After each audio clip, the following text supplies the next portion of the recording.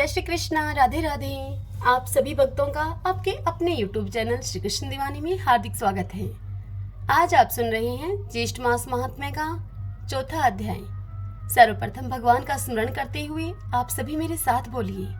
शांताकारं भुजगशयनं पद्मनाभं सुरेशं विश्वधारं गगनसदृशं मेघवर्णं शुभांगं लक्ष्मीकान्तं कमलनयनं योगिभिर्दयानगमयं वन्दे विष्णुं भवभयहरं सर्वलोकैकनाथम्। ओम नमो भगवते वासुदेवाय। ओम त्रिविक्रमाय नमो नमः। ओम सूर्याय नमो नमः। ऋषि लोग स्कंद जी से कहने लगे कि हे स्कंद जी, आपने अभी पंचाग्नि साधन व्रत का हमसे वर्णन किया था। अब आप कृपा पूर्वक हमसे यह कहिए कि इस व्रत को किस कार्य की इच्छा रखने वाले और अपनी कामनाओं की सिद्धि के लिए किस प्रकार से किया जाए। इस व्रत को करने की विधि क्या है।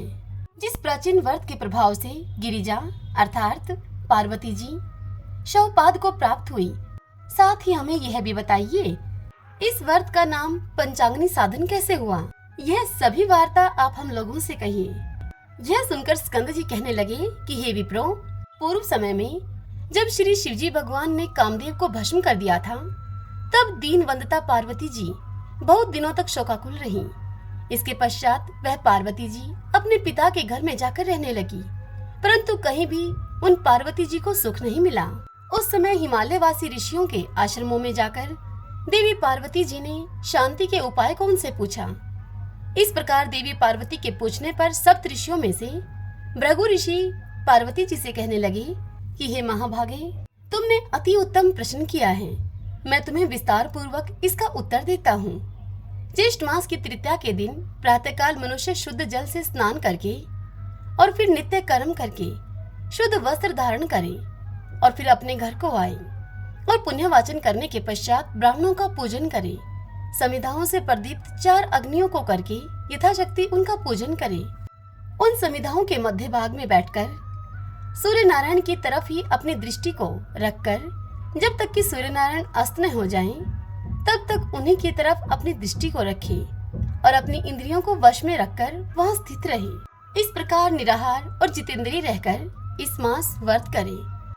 भृगु ऋषि के ऐसे वचनों को सुनकर देवी पार्वती अत्यधिक प्रसन्न हुई और फिर शिवजी के प्रश्नार्थ 12 वर्ष तक देवी पार्वती इस व्रत को प्रतिमास करती रहीं। इस व्रत के प्रभाव से शिवजी महाराज मोह को प्राप्त हो गए। पार्वती जी कहाँ चली गई? शिवजी महाराज अपने मन में ऐसा विचार करने लगे।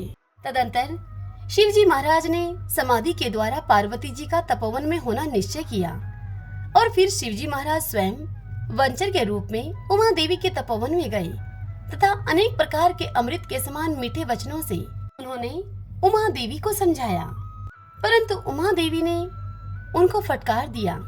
तब शिवजी ने अपने वंचर के रूप को त्याग कर अपने को शिव के रूप में प्रकट किया और देवी पार्वती जी ने तब शंकर भगवान को देखा तो लज्जा के मारे अपना सिर उन्होंने नीचा कर लिया। भगवान शिव ने बड़े आनंद के साथ पार्वती जी को अपनी गोद में करके उनका आलिंगन किया। इस समाचार को सुनकर राजा हिमवान भी वहां पर आ गया और शिवजी से मिलकर विविध उपचारों से शिवजी महाराज का उन्होंने पूजन किया। तब श्री शिवजी महाराज हिमवान और तपोवन के वासियों की आज्ञा लेकर पार्वती जी को अपनी अर्धांगिनी बनाकर कैलाश पर्वत की ओर चले गए। स्कंद जी ऋषिवरों को इतनी बात बताकर उनसे आगे कहने लगे कि हे ब्राह्मणों, मैंने आपसे पंचाग्नि साधन व्रत का विधान कहा है। अब आप ज्येष्ठ मास का और क्या महात्म्य सुनना चाहते हैं।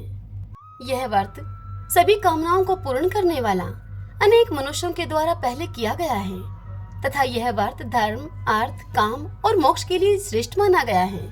यह व्रत धर्म, अर्थ, काम और मोक्ष के लिए श्रेष्ठ साधन है। जो मनुष्य इस व्रत को भगवान जगदीश की तुष्टि और पुष्टि के लिए करते हैं, वे इस लोक में समस्त कामनाओं को पाकर अंत में ब्रह्म के लोक को प्राप्त करते हैं। इति श्री ज्येष्ठ मास महात्म्य पंचाग्नि साधन व्रत विधान चतुर्थ अध्याय संपूर्ण। ओम नमो भगवते वासुदेवाय। ओम त्रिविक्रमाय नमो नमः। आइए भक्तजनों, अब हम श्री राम कथा के अयोध्या महात्म्य का वर्णन सुने। सभी बोलिए जय जय सिया राम, जय हनुमान। सूत जी मुनियों से कहते हैं कि स्वर्ण खनि से दक्षिण दिशा में सिद्ध सेवित संभेद तीर्थ है, जो कि तिलोद की और सरयू के संगम से विख्यात हुआ है। हे महाभाग, उसमें स्नान करके मनुष्य पाप रहित होते हैं। 10 अश्वमेध यज्ञों का अनुष्ठान करने से जो फल होता है, वही धर्मात्मा पुरुष नियम पूर्वक उसमें स्नान करके प्राप्त कर लेता है। जो मनुष्य वहां पर वेदों के पारगामी विद्वान ब्राह्मण को स्वर्ण आदि देता है, वह उत्तम गति को पाता है। भादों के कृष्ण पक्ष की अमावस्या को वहां की यात्रा होती है। भगवान श्री रामचंद्र जी ने दूसरे समुद्र की भांति उस नदी का निर्माण किया था। उसमें तिल की तरह काले रंग का जल सदा ही शोभा पाता था, इसीलिए वह पुण्य सलीला नदी तिलोद की नाम से विख्यात हुई। पवित्र व्रत धारण करने वाला मनुष्य संगम से अन्यत्र भी यदि तिलोदगी में स्नान करे तो वह 7 जन्मों के पापों से मुक्त हो जाता है। धर्म की अभिलाषा रखने वाले मनुष्यों को यत्न पूर्वक वहां पर स्नान करना चाहिए। वहां पर किए हुए स्नान, दान, व्रत, होम सभी अक्षय होते हैं। संगम से पश्चिम दिशा में तट पर सीता कुंड के नाम से विख्यात एक तीर्थ है, जो कि समस्त कामनाओं को पूर्ण करने वाला है। उस तीर्थ में स्नान करके मनुष्य सभी पापों से मुक्त हो जाता है। सीता जी ने स्वयं ही उस कुंड का निर्माण किया है और श्री रामचंद्र जी ने वरदान देकर उस कुंड को महान फलों की निधि बना दिया है। श्री राम सीता से बोले, हे सौभाग्यवती सीते, इस तीर्थ में विधि पूर्वक किया हुआ स्नान, दान, जप, होम अथवा तप सभी अक्षय हों। मार्गशीर्ष कृष्णा चतुर्दशी को यहाँ पर स्नान का विशेष पर्व होगा। उस समय इसमें स्नान करने वाले मनुष्यों के समस्त पापों का नाश होगा। प्रजा प्रेमी श्री रामचंद्र जी ने सीता जी को इस प्रकार का वरदान दिया था। तभी से ये तीर्थ पृथ्वी पर प्रसिद्ध है। सीता कुंड मनुष्यों के लिए बड़ा ही अद्भुत तीर्थ है। उस तीर्थ में स्नान करके मनुष्य निश्चय ही भगवान श्री रामचंद्र जी को प्राप्त कर लेता है। उस तीर्थ में स्नान, दान और तपस्या करके चंदन, माला, धूप, दीप तथा अनेक भांति के वैभव विस्तार से श्री राम और सीता जी की पूजा करके मनुष्य मुक्त हो जाता है। मार्गशीर्ष मास में यहाँ पर स्नान करना चाहिए, इससे फिर गर्भ में नहीं आना पड़ता। अन्य समय में भी वहां पर स्नान करके मनुष्य भगवान विष्णु के लोक में जाता है। भगवान विष्णु हरि के पश्चिम दिशा में चक्रहरि नाम से प्रसिद्ध श्री विष्णु निवास करते हैं, जो कि समस्त मनोवांछित फलों को देने वाले हैं। बुद्धिमानों में श्रेष्ठ विद्वान पुरुष भी चक्रहरि की महिमा का वर्णन नहीं कर सकते हैं। वहां से पश्चिम हरि स्मृति नाम से प्रसिद्ध भगवान विष्णु का परम पवित्र मंदिर है, जो कि पारमार्थिक फल देने वाला है। उस मंदिर के दर्शन मात्र से मनुष्य सभी पापों से मुक्त हो जाता है। चक्रहरि और हरि स्मृति, इन दोनों के दर्शन से मनुष्य इस पृथ्वी पर जितने पाप करते हैं उन सभी का नाश हो जाता है। पूर्व काल की बात है, देवताओं और असुरों में बड़ा भयंकर संग्राम हुआ। वरदान के मद से उन्मत्त हुए दैत्यों ने उस युद्ध में देवताओं को परास्त कर दिया। देवता अब भागने लगे। तब भगवान शंकर ने उनका अगवा बनकर उन सभी देवताओं को रोका और ब्रह्मा जी को आगे करके अब सभी लोग क्षीर सागर पर गए। वहां पर भगवान विष्णु क्षीर समुद्र में शेषनाग की सैया पर शयन कर रहे थे और देवी भगवती लक्ष्मी उनके पास बैठकर अपने हाथों से उनके चरणारविंदों की सेवा करती थी। नारद आदि श्रेष्ठ मुनि भगवान के गुण गौरव का उच्च स्वर से गान कर रहे थे। गरुड़ जी सामने खड़े होकर निरंतर हाथ जोड़े हुए उनकी स्तुति करते थे। क्षीर सागर के जल से उठती हुई तरंगों के कारण भगवान के पीतांबर में जल के कुछ छिटे पड़े हुए थे। नक्षत्र समुदाय के समान प्रकाशमान उज्जवल हार भगवान के वक्षस्थल की शोभा को बढ़ा रहे थे। उनके कटी प्रदेश में पीतांबर शोभायमान था। मुख पर मुस्कान की छटा छा रही थी। भगवान एक अद्भुत भाव से भावित थे। उनके कानों में मोती जड़े हुए दिव्य एवं स्थूल कुंडल थे। श्वेत दीप की स्वच्छ रतनमयी लतासी भगवान ने धारण कर रखी थी।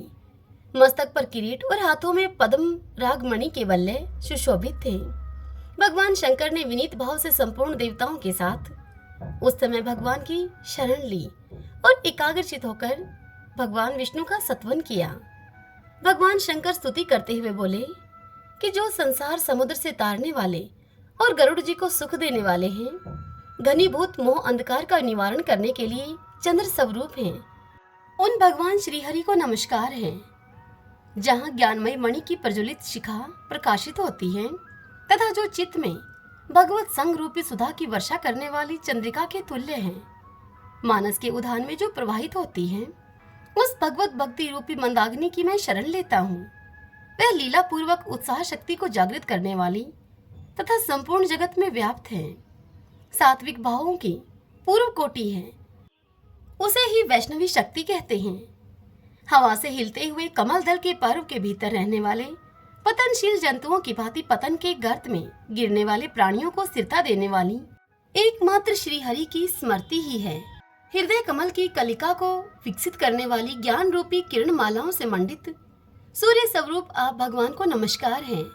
योगियों की एकमात्र गति आप संयमशील श्री हरि को नमस्कार हैं। तेज और अंधकार दोनों से परे विराजमान आप परमेश्वर को नमस्कार है। आप यज्ञ स्वरूप भविष्य के उपभोक्ता तथा एक यजु एवं सामवेद स्वरूप हैं। आपको नमस्कार है। भगवती सरस्वती के द्वारा गाए जाने वाले दिव्य सद्गुणों से विभूषित आप भगवान विष्णु को नमस्कार हैं। आप शांत स्वरूप, धर्म के निधि, क्षेत्रज्ञ एवं अमृतात्मा हैं। आपको नमस्कार है।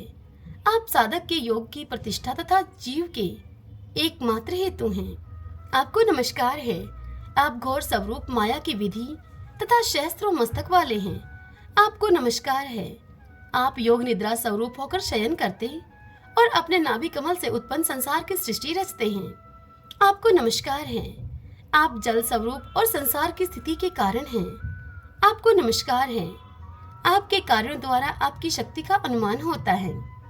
आप महाबली, सबके जीवन और परमात्मा हैं। आपको नमस्कार है। समस्त भूतों के रक्षक और प्राण आप ही हैं। आप ही विश्व तथा उसके सृष्टा ब्रह्मा हैं। आपको नमस्कार है। आप नरसिंह शरीर को धारण करके तर्प युक्त होकर दैत्य का संहार करने वाले हैं। आपको नमस्कार है। आप ही सबके पराक्रम हैं। आपका हृदय अनंत है। आप संपूर्ण संसार के भाव को ग्रहण करने वाले हैं। आपको नमस्कार है। आप संसार के कारणभूत अज्ञान रूपी घोर अंधकार का नाश करने वाले हैं। आपका धाम अचिंत्य है। आपको नमस्कार है। आप गूढ़ रूप से स्थित तथा अत्यंत उद्वेग कारक रुद्र हैं। आपको नमस्कार है।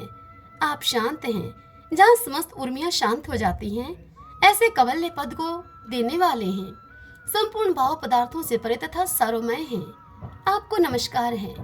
जो नील कमल के समान श्याम है और चमकते हुए केसर के समान सुशोभित कौस्तुभ मणि को धारण करते हैं तथा नेत्रों के लिए रसायन रूप हैं, ऐसे आप भगवान विष्णु को मैं प्रणाम करता हूँ।